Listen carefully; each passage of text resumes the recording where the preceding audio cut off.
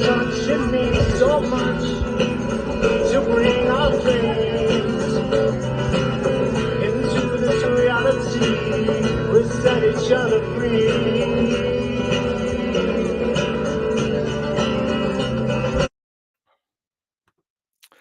Well, welcome everybody to another edition of the Eagles Nest podcast. We're filming live from the San Luis Valley. I am your host, Drew Banky. Oh man, it's storming out here. It's been raining and thundering. So if you hear a little bit in the background or my son crying, those are background noises that you all might hear. So just a little heads up, just like always. But to add a little addition today, other than my son might be crying in the background, we have some some crazy storms outside. So it's monsoon season here in the high desert in southern Colorado, and yeah, it's just been hot, hot and rainy off and on. So that's what the weather's been like out here.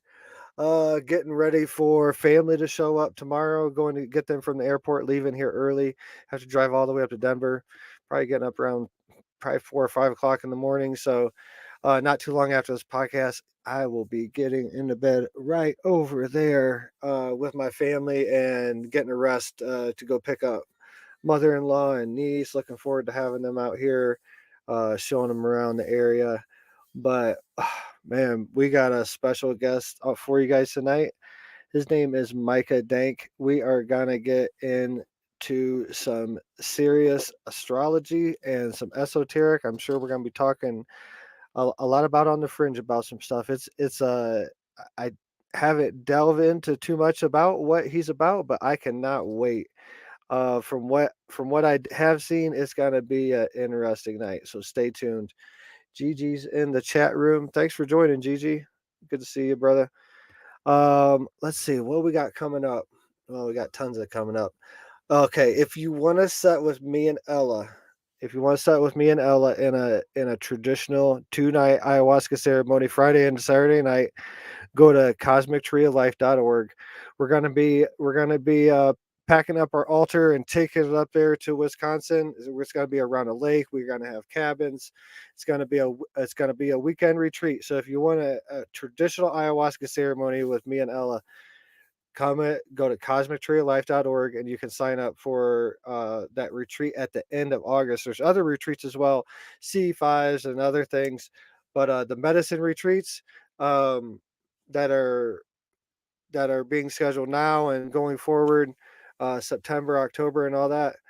Those are going to be medicine retreats where you're going to get to set with me and Ella, and and hear our songs for 2 straight nights. So yeah, that's looking forward to that. Looking forward to doing a little traveling ceremonies. Obviously, I always have private ceremonies going on in the background. And let's see.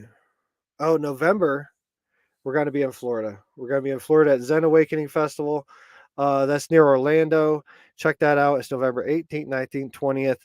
Come hang out with me and Ella. Probably be performing some music with the didge, harmonica. I don't know, something. I put together something. Also doing a talk presentation. Not sure what it's going to be about. Maybe I think maybe the science and the theories that I have around manifestation. How about that? How about that? So November 18th, 19th, 20th, Zen Awakening Festival. Come check us out down there. Me, Ella, and the little baby Hawk is going to be out there. So it's going to be not his first event, but it's going to be his first Zen Awakening. This is going to be me and Ella's third year there. So really looking forward to going out. It's always a good time. And check them out. Zen Awakening Festival, November 18th, 19th, 20th in near Orlando, Florida. And let's see. Yeah, if you haven't checked out, if this is your first time listening uh, to Eagles Nest podcast, go out and check out my past guests. I've had Kevin Day on. I just had my buddy Charles Patty from Florida. He heads up the Myself Wellness, and that's a ketamine treatment facility in Florida. Go check out. That was just last Sunday.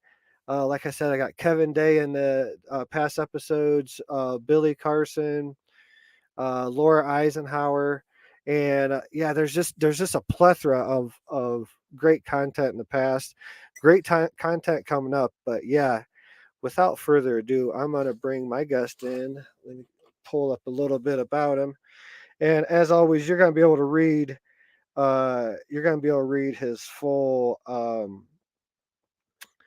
introduction and links and everything down below. I update them up after the show if there's any websites I need to add on. But Micah T. Dank was born in 1983 in Oceanside, New York. From a young age, he had wanted to be a writer. Coming from a family of writers, his father was a producer and radio news editor at CBS News in Manhattan, and his grandfather was a producer at CBS News. Micah was an actor in high school and became interested in writing from the 12th grade English teacher Russell Reid. From there, he majored in English at SUNY Albany and transferred to CUNY Hunter College in Manhattan. And I'm going to leave the rest of it for you guys to go and check out. But without further ado, I'm going to bring my guest on, my good buddy, Micah Dank. So he is going to blow your mind, guys. Micah, thanks for coming on the Eagles Nest podcast and hanging out with us tonight. Well, thank you for having me. It is so hot, man. I can't even take it. This is like the sixth day in a row that it's been like 100 degrees in Long Island. You in Long Island? Yeah. Wow. Yeah, it's been hot out here, man. Like, during the day, like we're in elevated valley, so we're like over 8,000 feet elevation right here where we're at. Mm-hmm. It's a desert, no trees, nothing. And man, if it's no cloud cover right now, it's 90 degrees, but it feels well over 100. Like you can't be outside. It's horrible. Yeah. But we got just a beautiful rainstorm coming through, and it's been raining for a little while, and it's just been wonderful to hear the lightning and everything outside and change the scenery, Mm-hmm. Man, what's up with this heat wave? It's all over the world right now. What's up with this? Yeah. Oh, it's climate change, don't you know? Oh yeah, man. Something. I mean, I'm sure it goes. I'm sure it's a lot deeper than climate change, but who knows? So, what are we gonna get into tonight, brother? Like, what is Micah Dank? What is Micah Dank's message for the world? I'm gonna teach you one of the ancient holy sciences of the Bible called astrotheology. Okay. So you have a presentation that you I want do. To I have a presentation. It's up. You want to jump right into that, or you want to tell us? Let's just jump right into it. I'm only going to be able to get through about half of it because we only have about an hour, so I'm only going to be able to get through about half of it. Okay. So I'm gonna put this up on the stream for you guys. Can you maximize that? Let me see. I don't know. That's a little bigger. Yeah, that's fine. Yeah. All right. So let me just start, and I'm just gonna run through this. Okay. If you have any questions, just jump in. Okay. Sure. All right. But for the most part, I'm just gonna try and just tear through this whole thing. Sure. All right. So I start by saying, employ your time in improving yourself by other men's writings. Well, I don't say this, but so that you.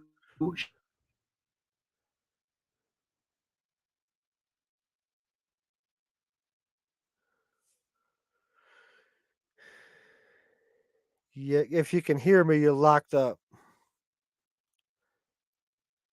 Yeah, how are you doing? Let me see here. Can you hear me? Hold on.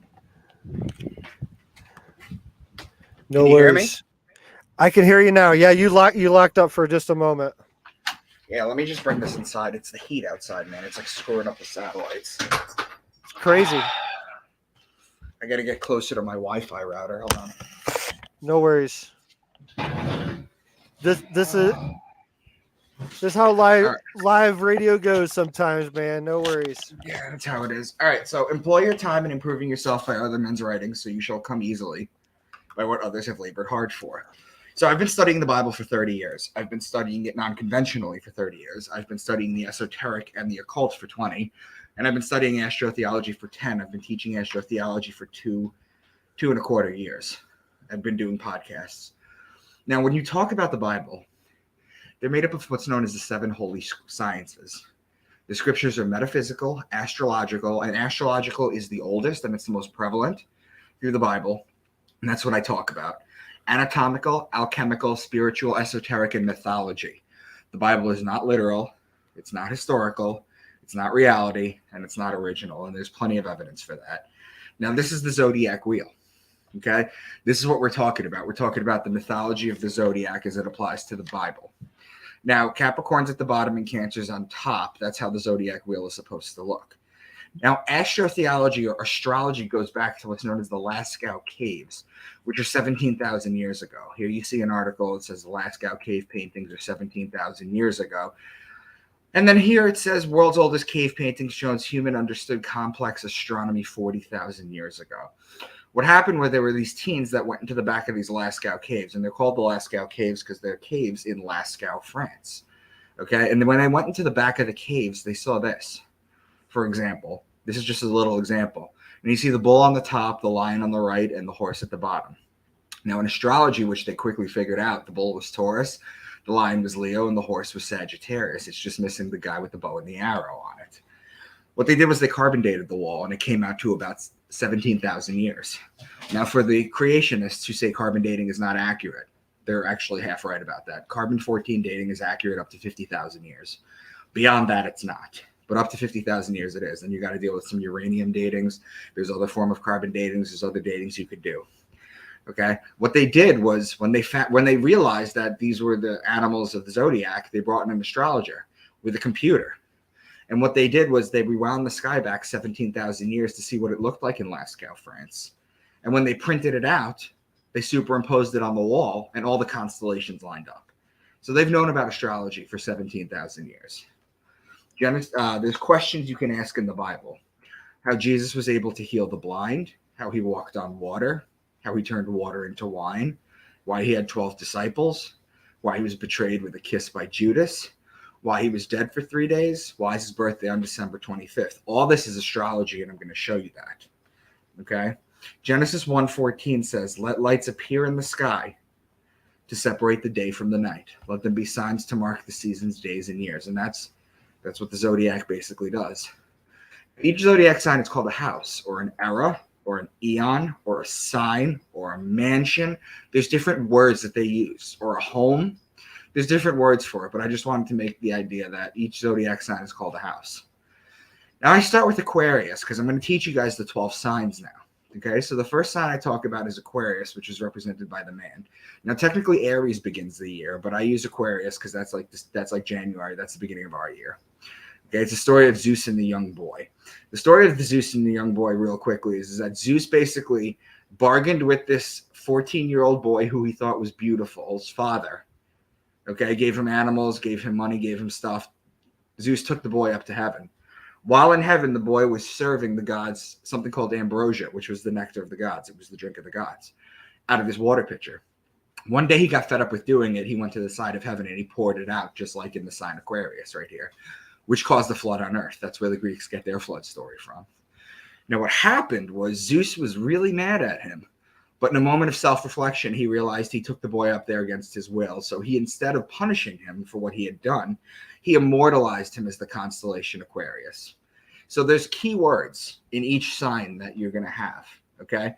For example, for Aquarius, whenever you hear son of man or man, because this is the sign of the man, whereas Virgo is the sign of the woman.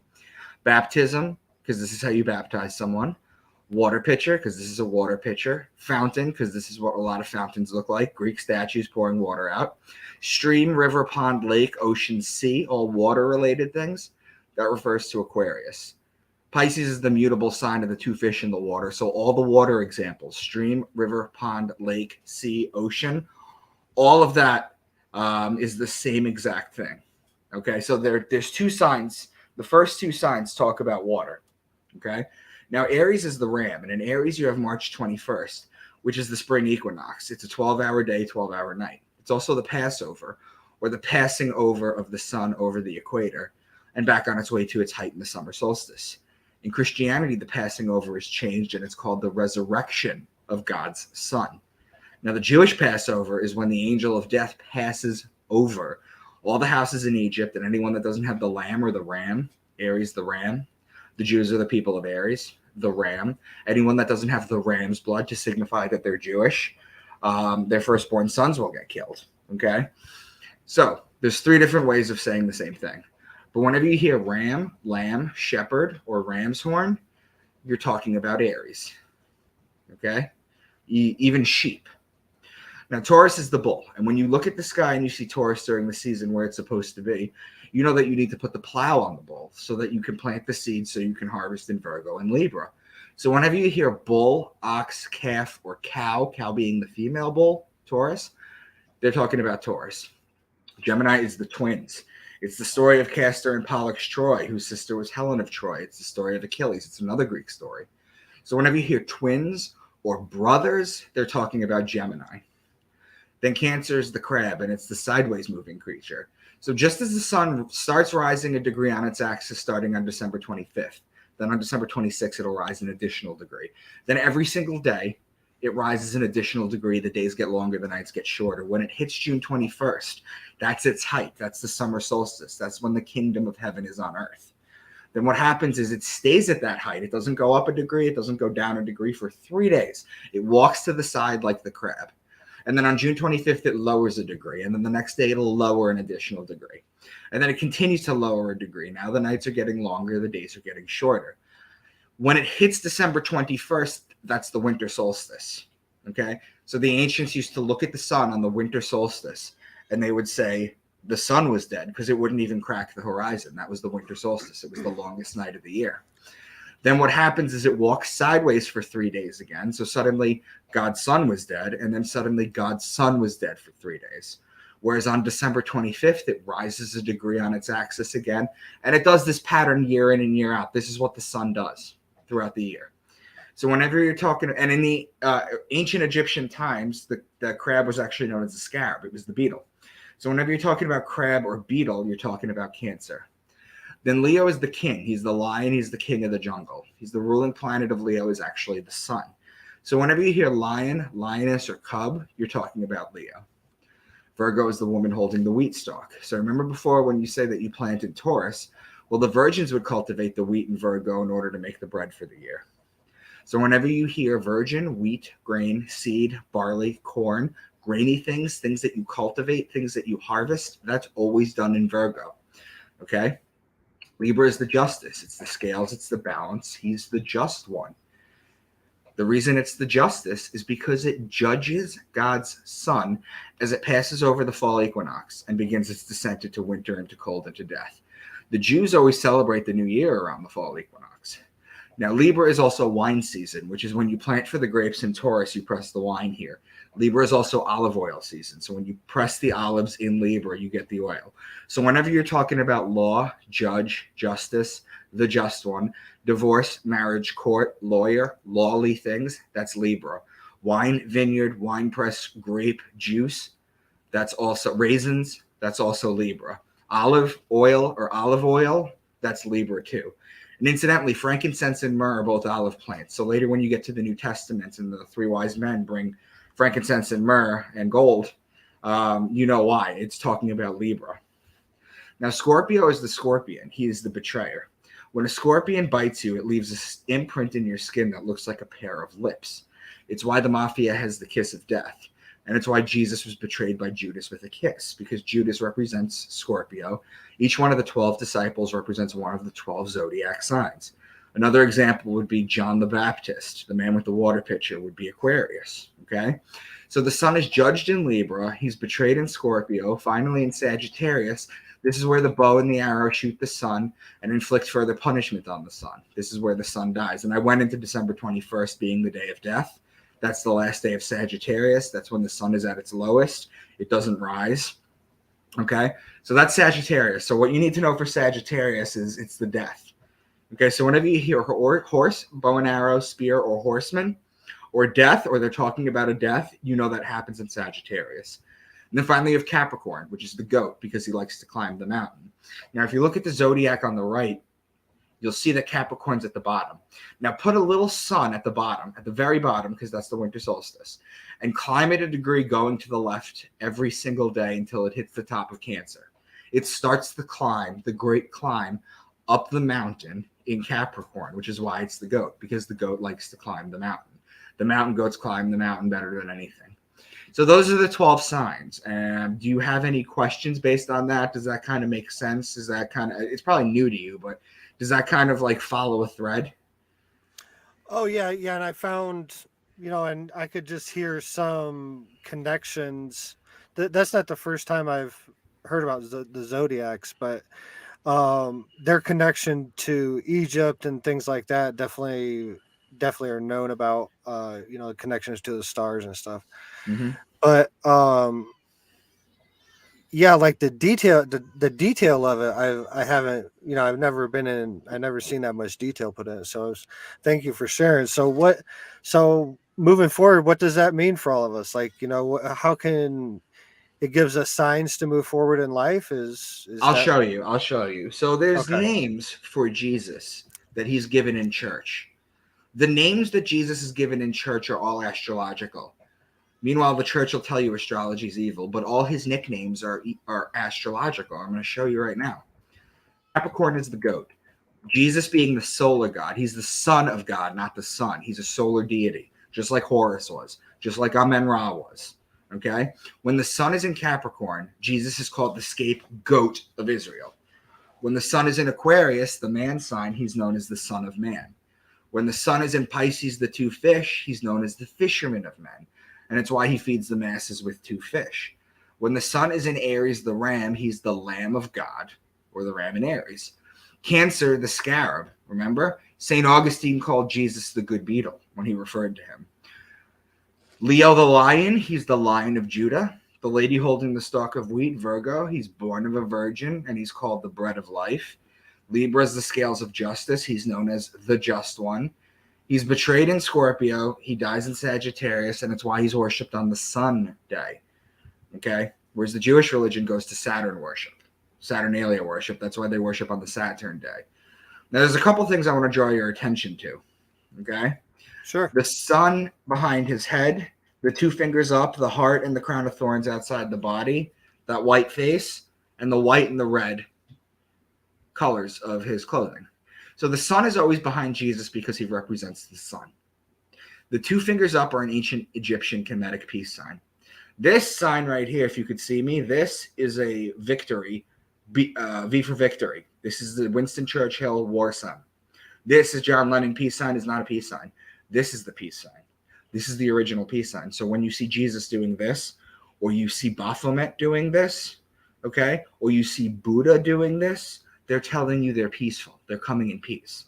Now, the white Jesus picture is actually a guy named Caesar Borgia, who was the bastard son of Pope Alexander VI. See, what happened was in the 1500s, Rodrigo Borgia bought his way to the papacy. He's part of the Borgia Illuminati 13 families. He bought his way to the papacy. And he had a son because popes used to have kids. They just weren't married, so they were all bastards. Now, the printing press came out about 80 years prior to, and it mass-produced his face. Okay, so that's what it was. Now, the crown of thorns wrapped around the heart on the outside, and the heart is always outside the body, represents the rays of the sun. Jesus is crucified with a crown of thorns that represents the sun's rays that you can kind of see in this picture. The heart outside the body represents the toroidal field or the torus field. Okay, the white and the red clothing, that's an alchemical marriage. Remember how I told you that the Bible is also alchemy? I don't go deep into alchemy, but it's known as the Red King and the White Queen. It's the marriage of sulfur and mercury in alchemy. Okay, now here are some pictures of Jesus, okay, that I just pulled from the internet. There's just 4 of them that I just pulled. Heart's outside the body, 2 fingers up, sun behind his head, sun related, sun is always there. In the second picture, he actually has a Knights Templar cross in the sun, but it's the same exact thing, okay? Baby Jesus, okay? You see Polaris, the North Star in all these pictures. You see the sun behind Jesus in all of it. The sun is behind his head, okay? And we'll get into the animals later and what they represent, okay? This is the human toroidal field. It's an electromagnetic field of the heart. It circumvents your body 6 feet with your core being it kind of looks like an apple, with your core being in the middle, and it goes around you 6 feet. And this is why during the pandemic, the elites tried to keep you 6 feet apart. It's so you couldn't electromagnetically connect with anyone. When you're doing that with someone, it looks like this. Okay. You have to understand too, is that When you connect with someone like this, when someone comes up behind you, they broke your toroidal field. That's why you know they're there. It's not because you're a psychic or anything. Now, this is a picture of Jesus. This is an early depiction of Jesus. The guy on the right is Caesar Borgia. And I'm not saying they're exact matches, but that's where he gets his facial features from. Okay? Caesar Borgia, the guy on the right, and you can kind of see that. Before the Shroud of Turin was discovered in 525 AD, almost all paintings and drawings of Jesus were shown as a beardless young man. Boom, this guy comes around, and suddenly his face is the face of. That's why Jesus is white, because Caesar Borgia was white. Okay? Now. I gotcha. I gotcha. Okay. I was so what connection do you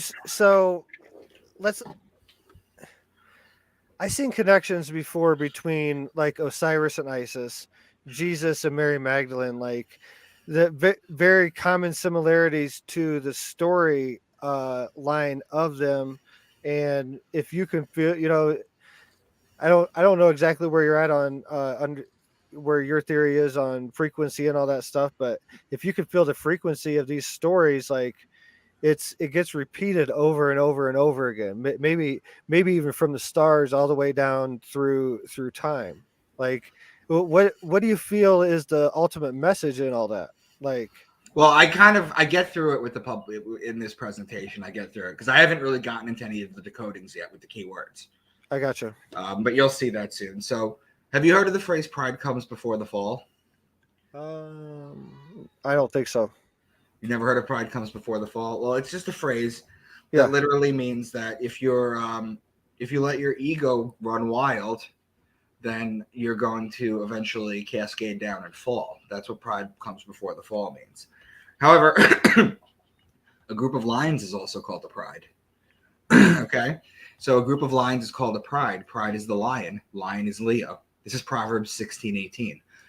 Leo is in July and August. That comes before the season of the fall. Okay, so that's how you open it up astrologically. Now, Micah 5:2, he says, "But you, Bethlehem Ephratah, though you are small among the clans of Judah, out of you will come for me one who will be ruler over Israel, whose origins are from ancient times." However, Bethlehem in Hebrew is a combination of two words. Bet, which means house, and lechem, which means bread. So the house of bread. Well, I told you earlier that Virgo, the lady with the wheat stalk, was the house of bread. Each zodiac sign is called the house. So this is Virgo with the wheat stalk, the virgin. So when he says, "But you, Bethlehem Ephrathah, out of you will come a ruler of Israel," he's really saying, out of you, house of bread, or out of you, Virgo. So he's really saying the Savior will come from a virgin. Does that make sense? I gotcha. Okay. Now this one, Deuteronomy 32, there's 10 signs in it. He gave them honey from the cliffs and olive oil from the rocky ground. He gave his people butter from the herd and milk from the flock. He gave them lambs and goats. They had the best rams from Bashan and the finest wheat. They drank the best wine made from the juice of red grapes. But Jeshurun became fat and kicked like a bull. So let's go over this real quick. He gave them honey from the cliffs. In the sign Cancer, the crab, remember, there's a group of stars called the Beehive Cluster. Okay, that's where the honey comes from. These are all metaphors. Now the olive oil, okay, that's Libra. That's when you press the olives. Okay, milk from the flock comes from the Milky Way galaxy. Now the Milky Way galaxy has been called the Milky Way galaxy as far back as the Egyptian Book of the Dead, at least.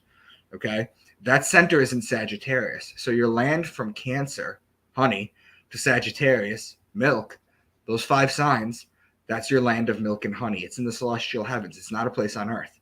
The land of milk and honey is in the heavens. Okay, now he gave them lambs, that's Aries, and goats, that's Capricorn. They had the best rams, that's Aries, from Bashan, and the finest wheat, Virgo, the lady with the wheat stalk. They drank the best wine made from the juice of red grapes, that's Libra, the wine. But Jeshurun became fat and kicked like a bull, that's Taurus. Does that make sense? It all connects. Okay, good. Now, Mount of Olives. I'm going to show you with the zodiac wheel how we start making patterns. Jesus led his disciples to the Mount of Olives after his last Passover so he could teach them a few more things, pray, then wait for Judas to betray him. While walking to the Mount of Olives, he gave the parable of the true vine. So, after Passover, now Passover takes place in Aries. Look at the zodiac wheel. That's all the way on the left. Well, right after that, he walks to the Mount of Olives. Well, I mentioned olives were Libra. So where is Libra? It's literally across the zodiac. These are known as opposing signs or cross signs. The most important patterns you'll find are opposing signs and connecting signs. So Aries connecting signs would be Pisces and Taurus because it's on either side of them. Their opposing sign would be Libra. And that's how these patterns form. When you're talking about decoding this, when you're talking about decoding these kind of passages with astrology, they make these patterns. It's not just random. They're not just talking about a crab and a fish. It doesn't work like that. The way that they word this together, they're always connecting or opposing signs. So you know that's what they're talking about. Okay, so now he walks to the Mount of Olives. So they're in Libra. So you were in Aries for Passover. Now you're in Libra because of the olives. Okay, while they're waiting for Judas to betray him, well, who's the betrayer? Well, that's Scorpio. Scorpio's the betrayer, remember? That's the sign right after Libra. So you go from Aries to Libra, that's across the zodiac, and then you're waiting for the next sign, Scorpio, to betray. While still in Libra, he gave the parable of the true vine. And the true vine has to do with the grapes, the wine, okay, which is Libra. So do you see how this works? Because these are going to get a little more complicated, but I'm going to still walk you through it. But do you see how this makes sense when you... I'm tracking. You are? Yo, yeah. It's making sense to you? Perfect. Okay, beautiful. So let's do this then. Genesis 1:7. And God made the firmament and divided the waters which were under the firmament from the waters which were above the firmament, and it was so. Now I get a lot of shit from conspiracy theorists and biblical people that say that the firmament is a dome over the flat earth. It's not that at all. What the firmament is it's a dividing line between signs. You could see it here between Aquarius and Pisces, that dividing line. Now, that line doesn't really exist. It's just used to represent something. When one sign hands over to another sign, there's a 3-day period in between it where it hands over energies. Okay? That's what the firmament is. It's a 3-day period. It's a dividing line between the signs. So now when he says, God made the firmament, so that's the dividing line, and divided the waters which were under the firmament. You see Pisces under the firmament from the waters which were above the firmament. That's Aquarius. Does that make sense? Gotcha. Okay, good. Revelation 4:7. The first living creature was like a lion. The second was like an ox. The third had a face like a man. The fourth was like a flying eagle. Okay? The first living creature was like a lion. That's Leo. The second was like an ox. That's Taurus. The third had a face like a man. That's Aquarius. The fourth was like a flying eagle. In astrology, the scorpion is the belly crawling creature. Okay? It crawls on its belly. It's the lowest form of life on earth. The first thing that God did to the snake after the deception in the Garden of Eden was take his legs away and made him slither on the ground.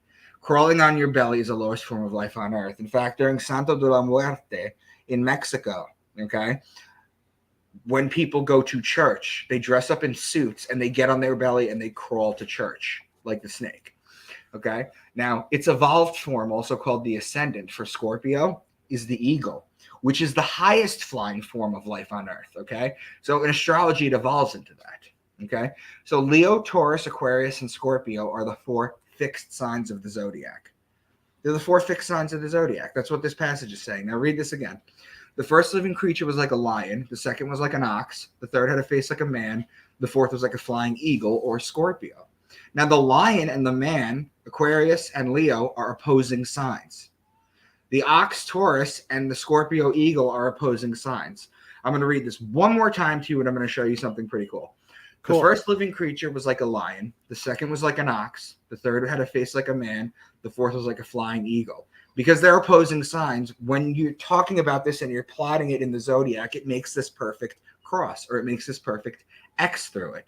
And the reason they're called fixed signs is because they're fixed in their season in astrology.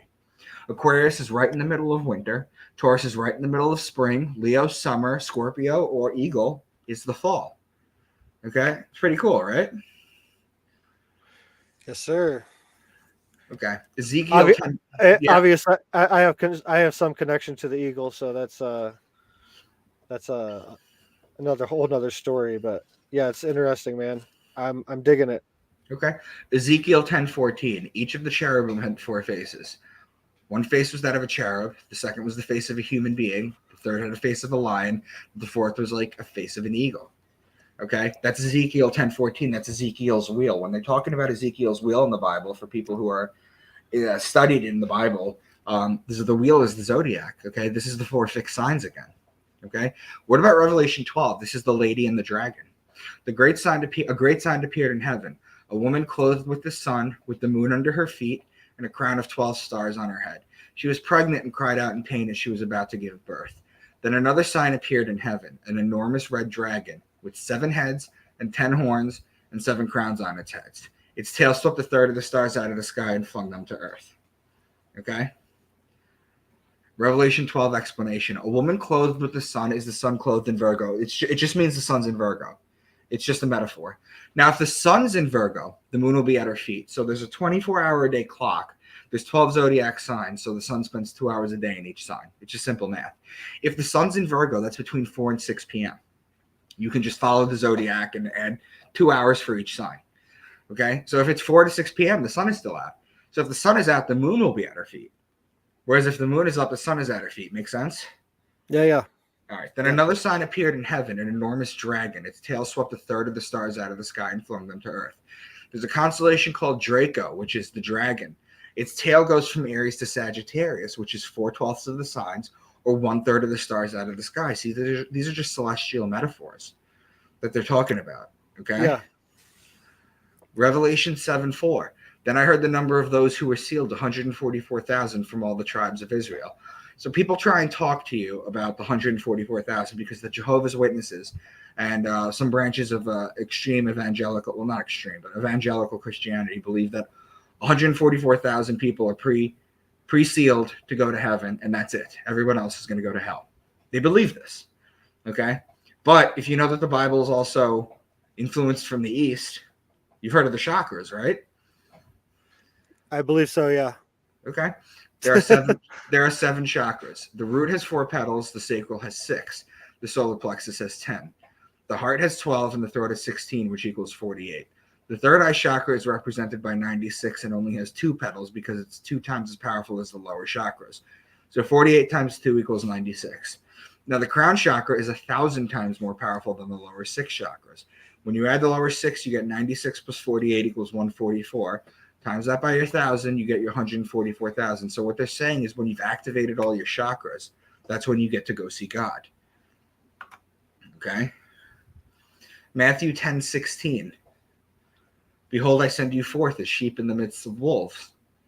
That's a very famous line from the Bible. That's quoted a lot. Well, the sheep is Aries, and the wolf is the constellation Lupus, who borders the Libra line. They're opposing signs. Look at the pattern it makes in the zodiac.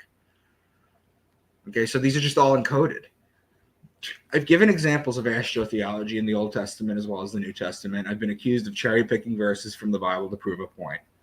Let's take a much longer passage, see if we get decoded as well. This is the book of Job. Okay, being the oldest book in the Bible, it actually predates Genesis. What I want to tell you about Job is basically he was a righteous man. He had land, family, animals, money.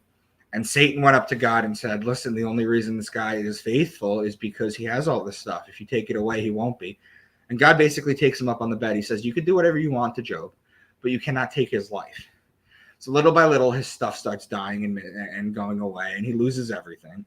He's basically on a rock at one point, and he's crying up to God. He's crying up to God. God answers him in the Bible. If you believe that, God answers him. Now what I'm going to do is I'm going to read you what God says, and then I'm going to explain it. Okay, so Job 38:32. Can you lead forth the Mazzaroth? The Mazzaroth is the zodiac. Mazzaroth over time becomes the Mazalot, which survives in Judaism today as Mazel Tov. Okay, which means good fortune from the stars. That's what Mazel Tov means. So what is the Lord's challenge to Job? He says, can you bind chains of the Pleiades? Can you loosen Orion's belt? Those are obvious open celestial metaphors. But then it gets encoded. Then he says, can you bring forth the constellations in their seasons or lead out the bear with its cubs? The constellations are the zodiac above. The bear and its cubs are Ursa Major, the Great Bear, and Ursa Minor, part of the Big Dipper. Then he says, who could tip over the water jars of heavens? That's Aquarius. Do you hunt the prey for the lioness and satisfy the hunger of the lions? That's Leo.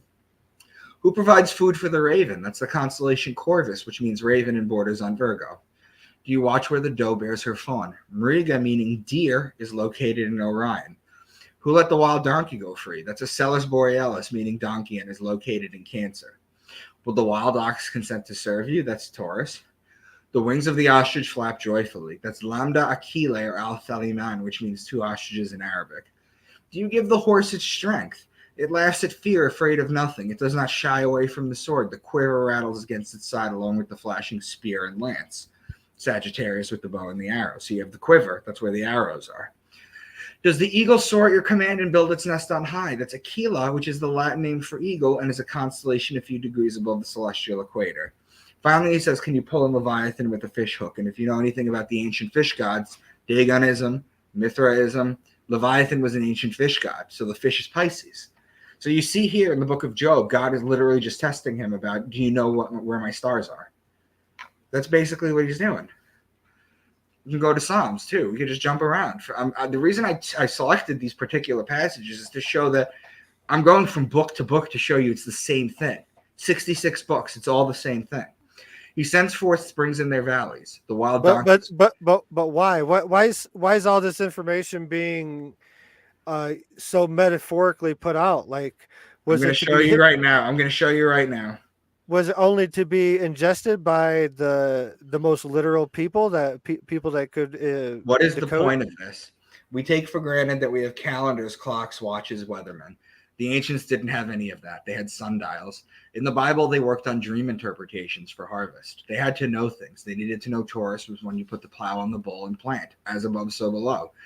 The Bible is an encoded farmer's almanac, and was the knowledge of staying alive the most important thing. They would look at the stars, see all the movement, and make stories up about them, and then pass them down to their children. They told children's stories to them. Then the children to their children. Eventually, they learned how to write and wrote them down, and they evolved from Sumerian to Babylonian to Egyptian to Judaism in the Old Testament, then to Christians in the New Testament. This is one of my favorite quotes right here from John Dominic Crossan. He says, my point, once again, is not that those ancient people told literal stories and we are now smart enough to take them symbolically, but that they took them symbolically and we are now dumb enough to take them literally. And that's the truth. We stray further and further away from this ancient science, which is the basis of it. I feel it, man. So what? So you're talking about the connection between the Bible and astrology. So this, right. There's no connection. The Bible is astrology. Well, yeah, I mean, there's astrology in all spiritual texts. If you dig deep enough, there's connections back to, source ultimately. So what I mean. Theories, this is what I want to get to. I want to get to some theories that I've been working on. I want to hear your thoughts on it. Why there's a certain reason why we have 7 planets and 7 chakras in our body. There's 7 planets in our solar system, and then we have the source represented by our sun. Like all these. Well, hold on a second. You've got to understand is that they were 9 planets. Okay, Pluto was demoted. That's 8 planets. At the time the Bible was written, they knew of 7 planets. Okay, so when you go back to here, for example, then another sign appeared in heaven, an enormous red dragon with 7 heads, 10 horns, and 7 crowns on its head. Well, the 7 heads are the 7 planets. The 10 horns are the 10 points in the Kabbalah tree of life, and the 7 crowns are the 7 chakras. Okay, so I don't get into the numerology of that kind of stuff really when I do this stuff, but that's basically what it is. I told you initially right here, the Bible is 7 holy sciences. I only do 1. So it's not a complete map, but it is the oldest map, and it is definitely one that is prevalent through every single book of the Bible. Gotcha. So what I was talking about earlier, like the connections between Osiris, Isis, Jesus, Mary Magdalene, the similarities between those archetypes or whatever you want to call it. But I refer to them as archetypes because really there's a message that's deeper involved in those than the names go by. And that message seems familiar throughout time. Well, because you have to understand is that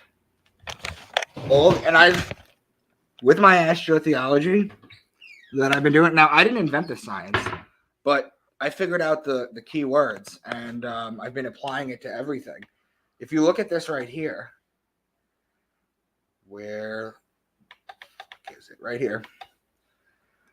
I've applied this method to the book of Matthew, the book of Revelation, the book of Enoch, Jubilees, Gospel of Thomas, Mary Magdalene, Melchizedek, Philip, Judas, Gospel of John, the book of Psalms, the Gospel of Q. The book of Mormon, not related. Gospel according to the Lord, according to Marcion de Sinope, not related. Now, books not biblically related. The Emerald Tablets of Thoth.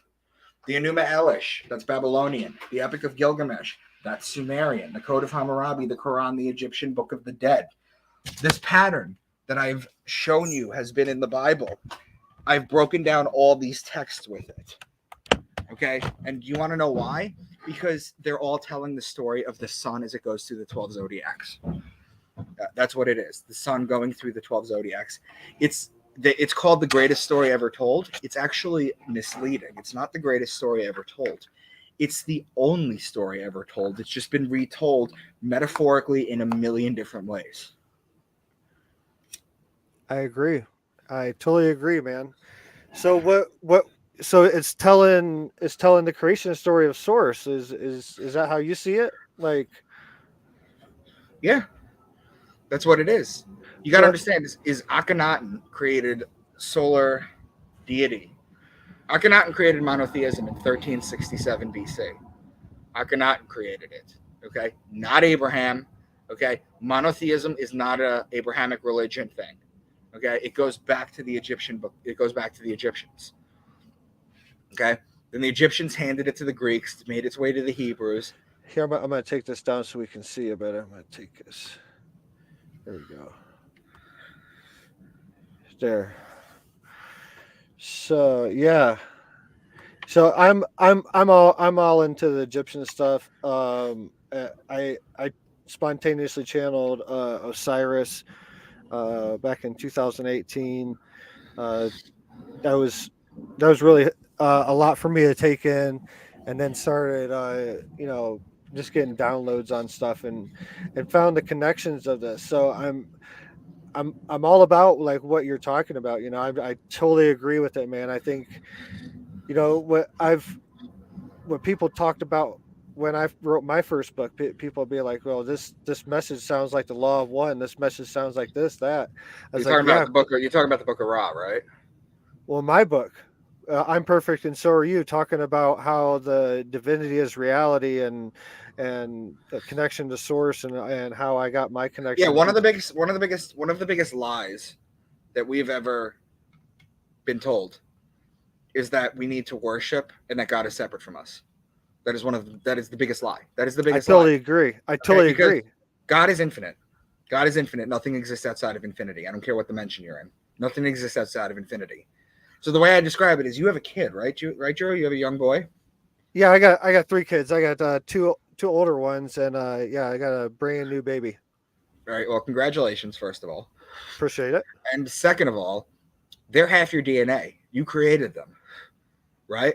But you experience them outside your body. You experience them outside of you. That's what we are. We're a little piece of God that's experiencing itself subjectively in billions of ways. I totally agree. Okay. And the religious people, what they do is they like to. Have you ever heard of what Einstein said about Spinoza? I'm not sure. Maybe. Einstein said that he believes in the God of Spinoza when he was asked if he believes in God. Now, Baruch Spinoza was the thinker. Okay. And what Baruch Spinoza said was that God doesn't want you huddled in churches and temples, cold temples, praying the loudest. As Jesus says in the Bible, those who give to charity publicly and those who pray the loudest, they have their reward, meaning their ego is fulfilled, meaning there's no deeper thing to that. Okay, so what he said was, don't go to churches, don't do this. What you're going to want to do is go to the lake, go swimming, go into nature, see what God created for you. Okay, so whereas we are all a part of God, we are not separate from God, but we are God's children. Okay. And you experience that as them. Your kids look at you as their creator. Oh yeah, for sure. They will always be the reality. Right. Like you've created children. Like when you leave this planet, they will be devastated. Do you know what I mean? Like you are their creator. It is the same exact thing. But you are not supposed to just worship God like he's separate. Like there's no judgment day coming at the end. There's no heaven. There's no hell. There's no Satan. There's no Lucifer.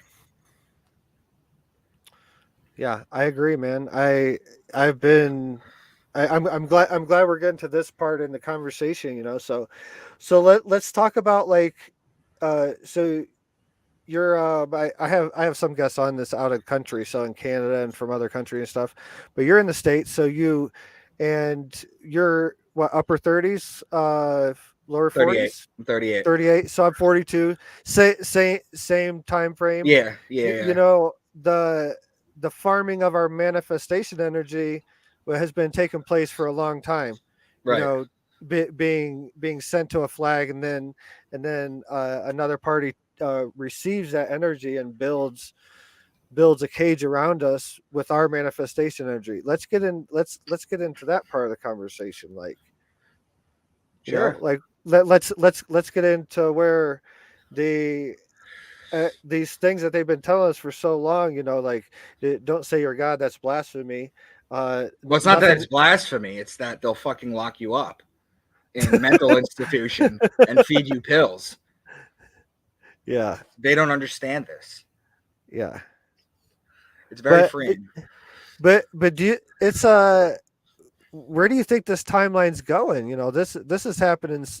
uh, there's more and more people, like everybody I have on my show, like we get to this point in the conversation, whether it be through ayahuasca or astrology or any other thing, like we get to this point, like right here. And like, I think deep down, a lot of people know about this. Like a lot of people know about frequency vibration. Like they and it's a vibration that we hold, like things that Tesla said, things that, these messages are in these spiritual texts, the Bible. And I believe we're seeing evolution of humanity right now. I think our DNA is changing. I think it's in the process of changing, and I honestly think that humanity's on the verge of splitting Well, the in age of between. Aquarius, in the age of Aquarius, is the age that man is supposed to evolve.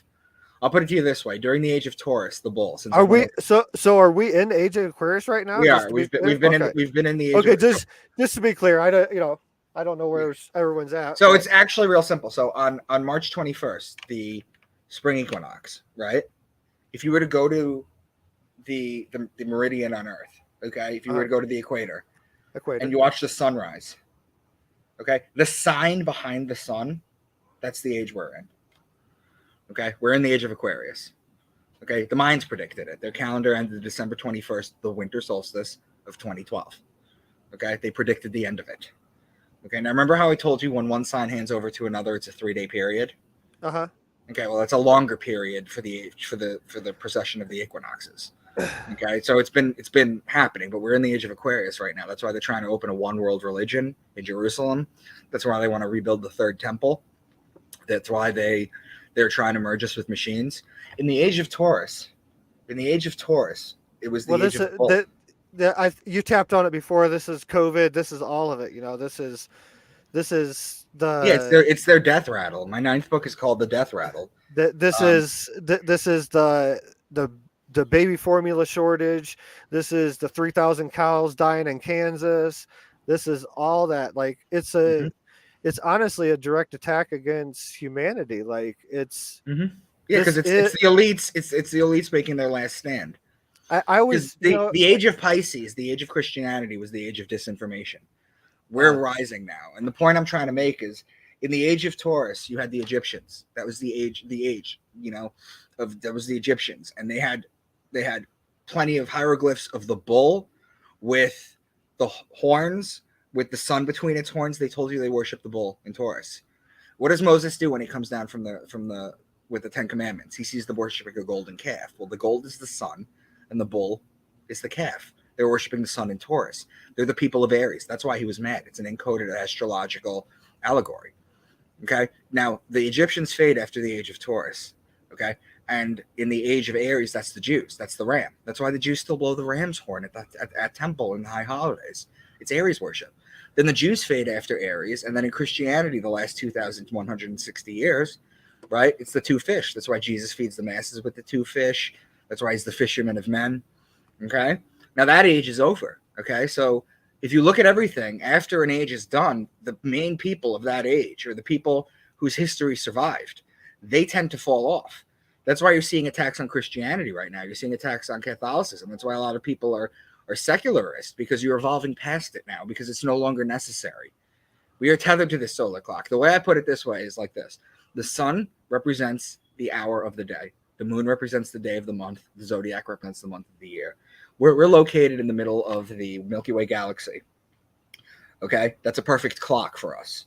Okay? It's a perfect clock that we live by.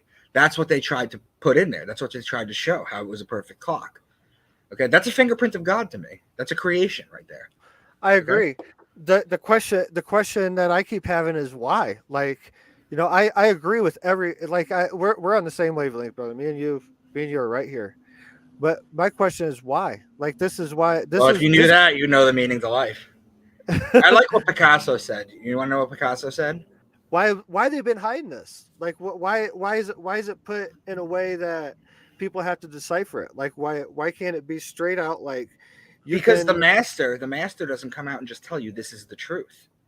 You have to look for it. You have to earn it. You have to want it. You have to seek it. You have to understand. It's called syncretism. You have to understand a bunch of different esoteric sciences. You have to seek it. You have to seek this information. Free will. Yeah. Free will.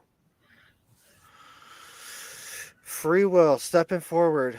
Yeah. So where do we go from here? Like, what does, so what, we're in the age of Aquarius right now. We're in this evolutionary shift. That's right. my full understanding and believing as well. So what do we see happening this year? Like, well, you're going to see two things. What is Aquarius? It's the sign of the man. It's the betterment of man. It's the evolution of the man. Okay, it's the evolution of the man, which happens literally and metaphysically. We are evolving. Our DNA is. Do you subscribe to the 12 strands of DNA in the inactive DNA? This is what I believe. This is what I was shown and understand. I believe we're going from a carbon-based copy to a more crystalline-based body. That's beautiful. To be able to withstand a higher vibrational field. Right. That's my understanding of it. Like, as far as 12 strands, I'm not a research kind of guy. Like, I've a lot of my stuff has come through ceremony and downloads, or whatever you want to call it. Right. Well, you know what Picasso says about the meaning of life? He said that the meaning of life is to find your gift, and the purpose of life is to give it away. I seen you post on Twitter. That's a good one, man. Like, and that's I believe it is.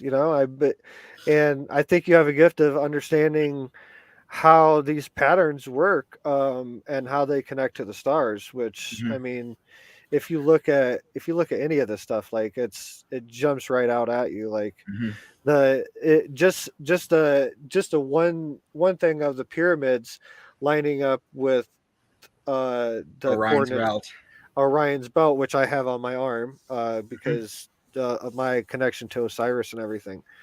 But that I believe a lot of us consciousness that's residing in physical form right now, I believe a lot of us that are leading this charge reside in or come from Orion's belt. I don't know how you subscribe to all that, but that's. Definitely. They definitely venerated Orion's belt, but they also venerated the Pleiades too. True. I get that. So what do you? So we're looking at a crazy year up until here and for the rest of 2022. And what do you think 2023 is going to look like? I have no idea. But these changes don't. Go on. When do we come out? When do we come out of the age of Aquarius?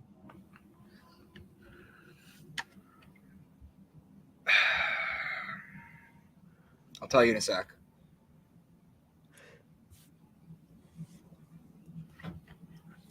Let me just find something a sec. Hold on. 2012 is when we began. Add 2,160 years to that. 2,160 years. So this is the point of balance between masculine and feminine energy in the universe. Is that what basically what's going on? What do you mean? So I have a teacher. His name's Renato. He's from Chile. I asked him to give me his thoughts on how the world works and everything. He's like we're in cycles. We're on a constant cycle that keeps going, that keeps continuing through time. We have two energies, masculine and feminine energy, light and dark, black and white, whatever you want to call it, but it's two opposing forces, and then you have source. Like that's why there's triangles involved. So he theorizes there's a 26,000 year cycle, and this is from Chilean Andean, like San Pedro Huachuma teaching, like medicine teachings in this, which by the way is connected to the stars and sun. Um, so he says that there's 26,000 year cycle, and every 2,000 years there's a shift. So So it's a little different than that. First of all, okay. what he's talking about when he's talking about 26,000 years is if you take 2160, okay, because they round it down. They say each sign is 2,000 years, but it's actually 2160. You multiply that by 12, you get 25,920. That's the 26,000 year cycle. It's called a great year. It's when you go through all the zodiac signs. So that would be a complete cycle. Mm-hmm. Yeah. So what? How he describes it? There's these two energies. They go through the universe, well, through this dimensional fields, and they keep swaying back and forth, getting closer to each other. He describes it as right now they're starting to intersect. So we're finding that's why we're finding balance in our 3D form, and that's why we're able to move forward in our understanding, because we're the collective is starting to experience a balance of energy. Well, that's true because we're rising as a society. You know what the 100th monkey effect is? When there's a certain amount, like it tips a scale. Is that what you're talking about? Exactly, Yeah. exactly. So for people who don't know what it is, basically, you teach a monkey to eat a banana a certain way. He teaches another monkey, right? Out of 100 monkeys. Then he teaches another one. When it hits like 50, the rest of them automatically know how to do it. Okay, and humanity does the same thing too. The problem is the people who run everything, they like keeping you at a low vibrational fear level. Okay, and that's what's been delaying us for thousands and thousands of years. Yeah, and they're doing it with money. They're doing it with all kinds of things. With Right, food. but that's going to collapse soon. That's going to collapse. Well, I mean, the paradigm shift that we started in 2016 with the TikTok videos, things like that. People that haven't had experiences and starting to have paradigm shifts of these things happening now. Now the government started in 2017 releasing these videos. Now they're admitting more and more every day that it starts to get deeper. These secret programs that they've been messing with consciousness, playing with testing our consciousness, and using remote viewers is starting to come out. Right. Like I think the question that all this is doing is not so much the information that they're releasing. The question in the back of people's minds is if they're lying to us about ET being real and using mind control and all this stuff, and now they're starting to admit that it is real. What else are they not Oh yeah, it's all telling going to us? come in disclosure. It's all going to come out. So you subscribe to the idea that disclosure is not about ET. It's really about the consciousness aspect of our existence and what I'm really saying what is we, that everybody's soul chose to be here now. yeah. Okay, we are the first group of people who've seen, and we are the first and only group of people who will ever see the change of a century, a millennia, and a zodiac sign. That will never happen again. Okay, so it's very powerful energies. Okay, and that's what we basically are. But I actually have to start to get ready to go. No worries, man. However long you was able to hang out. So I appreciate you hanging out with us and yeah, dropping some knowledge on us and sharing your heart, man. I appreciate you. Thanks, man. And for anybody that wants to find me, I have a YouTube channel called Micah Dank. I'm on Twitter at Real Mr. Dank, spell out Mr. I'm on Facebook and Instagram at Micah Dank. I also have it's a 7-book series out about all the kind of stuff I talk about. It's called Into the Rabbit Hole because you're going to dive some serious rabbit holes. It's called Into the Rabbit Hole by Micah Dank. The first book is called Beneath the Veil. I also do sell signed copies, but if you guys want to just get it from Amazon, a lot of people don't like getting it from Amazon, so they get them directly from me. But you can get it from Amazon too. I don't really care. It just boosts the numbers. I'm just trying to get this information out there. Yeah, man, it's powerful, it's freeing, and I appreciate your time, man. We got to have you back on when you can spend some more time and we can get in some other stuff. Like, yeah, you got my contact info. We could do a free flow. That's fine. Right on, brother. All right, I'll talk to you soon, man. All right, man. Have a good one. Appreciate it. Micah Danks, everybody. Check him out. All right, everybody. Yeah, that was Micah Dank. Wow. Some great information on our connection to the stars. And that's something I always subscribe to. But yeah. So what's coming up? Next week, I'm not gonna do a show. So I may surprise you guys and pop up with a show on next Sunday, but probably not. I got like I said, we got family in town. Um Picking them up from the airport in just a few hours now. So it's looking forward to that. And yeah, I'm gonna take some time and spend some time with the family. I suggest you guys do the same.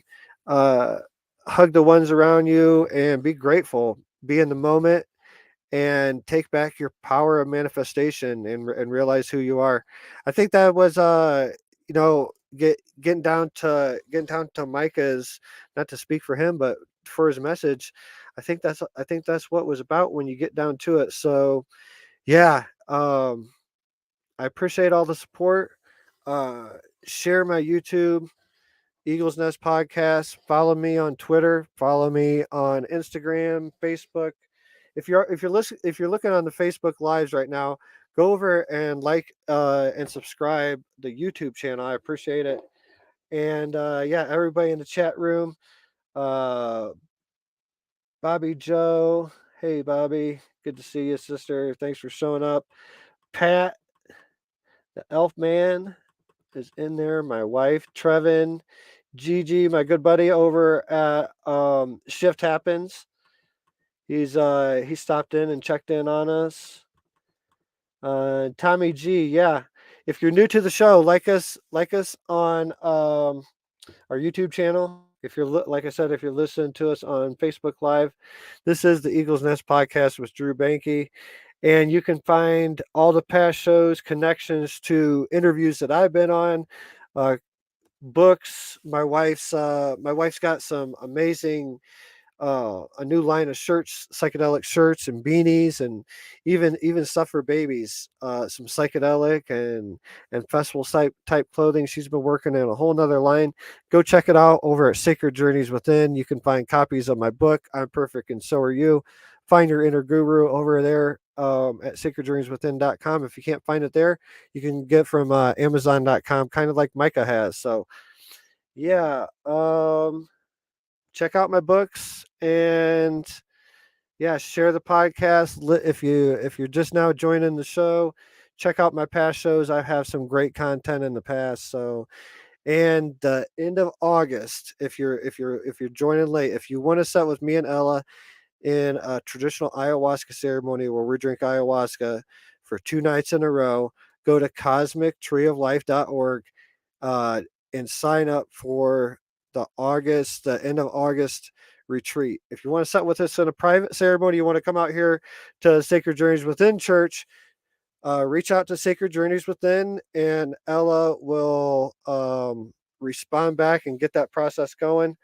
But yeah, we're going to be up in Wisconsin at cosmictreeoflife.org, and we're just really excited to set in this first ceremony with them. And there's going to be plenty more ceremonies to come. In November 18th, 19th, and 20th, me, Ella Hawk are going to, and maybe some other people, we're going to be in Florida, and we're going to be at Zen Awakening Festival in Orlando, Florida. So come check us out. And you can Google that one. It's a big festival. Buy tickets now; they're running out. I think they're about 90% sold out. So Zen Awakening Festival. If you wanna hear me speak live in person, bring your books out, sign them. Bring your babies out, or sign those too. No, just joking. But yeah, appreciate you guys, and a big shout out to Micah Dank for joining us tonight. And we'll catch you guys in a couple weeks. Like, share, subscribe, and hit that notification bell so you get a notification when my next show is coming up. So we should be back in about 2 weeks from now. Enjoy your family. Go look at the stars, and appreciate you guys. Namaste.